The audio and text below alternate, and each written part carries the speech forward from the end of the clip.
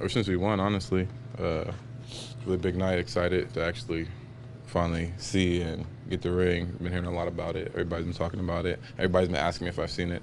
I haven't, so I've heard quite a big ring from the talking to Kyle. So I'm excited. How hard or how easy do you think it's going to be to sort of flip that switch after you guys get the rings, once the ball's thrown up, and get back into game mode? I think it's gonna be pretty easy. You embrace that moment right there, and then celebrate it after the game. It's a new season. New focus. You take the time. That's what the ceremony's for. To embrace that moment, remember it a little bit, and then get ready to go at it again. So I think it's gonna be another good test for us. I mean, with the team that we have, we've had to flip the switch pretty quickly last season, and so we have that experience. So I don't think it's gonna be hard at all.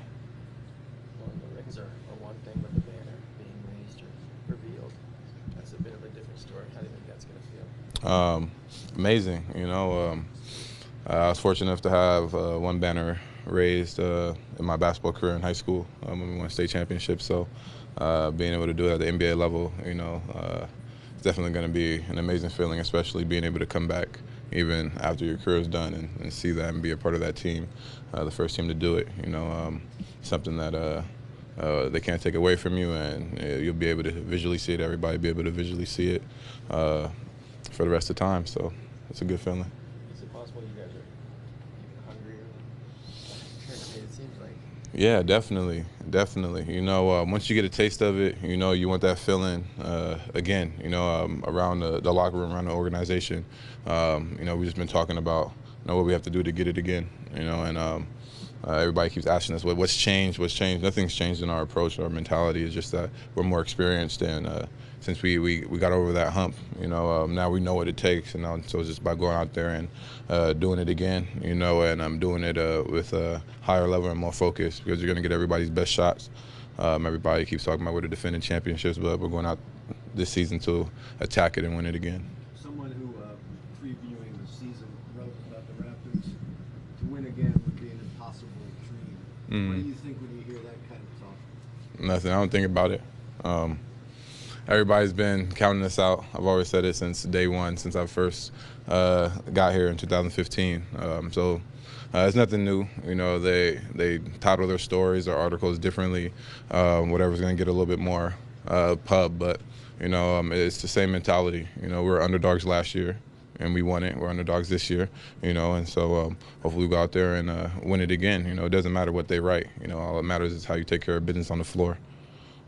That experience of playing finals and how intense and how competitive it can be, how valuable is that going into this season? I think it's very valuable. All the obstacles and challenges we had to face, and the whole run, and leading up to the championship, really helped us, know what it takes to have that focus, have that mentality to keep going, and sticking together. So now we get a chance to do it again for a whole 82 games season, and really carry that with us. So when times get tough or plays aren't going your way, we come together tighter as a group. I think that's what we did on the road in Golden State to win those games. So I think that experience really helps us, especially having another year to be able to develop and work and have that confidence going into each game. Do you look at the other teams in the East and sort of recognize that they don't really know that? No, I tend to stay focused on what we need to do. It's not really about what the teams are doing, what they're thinking, what they're feeling, what they're putting out there. It's about how we go out there and execute the game plan, execute what we need to do, how we play together, our chemistry and the flow of the game. That's the main focus. If we take care of our end, everything else will take care of itself. Everyone talks about missing Kawhi, but Danny was such a big part last year as well. The minutes, the games, the defense. Did you ever think or talk about who or whether you will fill that role?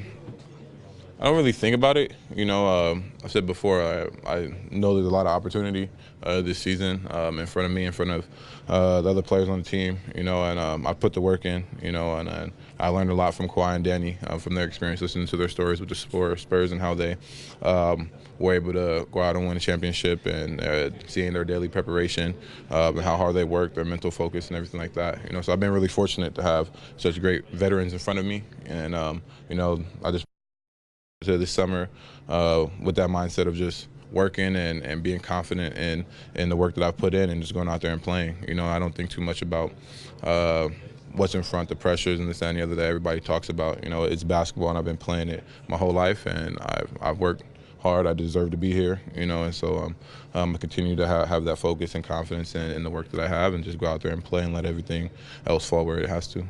What do you guys know about New Orleans?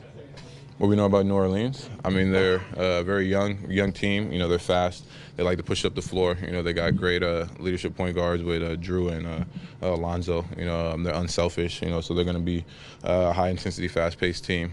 The addition of J.J. Redick gives them a veteran threat on the outside. So it's going to be being able to keep up with their pace, keep them in the half court. They're going to look to run on makes and misses, so we got to be really tied in to stopping their first initial push down the floor and making them play against our defense. When you heard Zion got hurt, what reaction did you have, knowing that he would have been a big part of tonight? It's tough. His rookie year, big time player for them. And you never want to see a guy get hurt and have to go through surgery and that process of recovery and everything like that. I just wish him, all the best, speedy recovery, and make sure that he doesn't rush back to anything. And I know New Orleans is going to do a great job of taking care of him. But yeah, it's tough to see guys go out like that have so much potential and such big following. Going into his rookie year, you want to see him be successful and do well. So just hopefully he takes the necessary precautions to get his body right. Were you curious, just as a fan, to sort of see what he was like in person? Yeah, of course. Yeah, but I mean, I have a chance to see that later when he gets healthy. So, I mean, there's no big rush for me to be able to see it. I watched him in preseason. They got one of the coaches, AJ, my guy who I work out with in the summer, over there with him. So I've been talking to him, and they're really high on him. He's really good. So hopefully down the line we'll be able to play against him in person. You talked about the excitement of receiving this ring tonight. What do you think you're going to do with it? Do you have a spot at home for it already? Are you the kind of person to going to put it on every day? What do you think you're going to do with this ring? Honestly, I'll probably have it on tonight, and then my mom's out here, so I'll make sure that she takes it home and puts it in my house in Vegas, where I keep all my trophies and everything like that. That's probably where I'm gonna keep it, in my little ring collection, and hopefully be able to add to it. But initially, I'm definitely gonna wear it, at least for the night. I don't want to mess it up or drop it or anything like that. So yeah, it's definitely gonna be worn for tonight.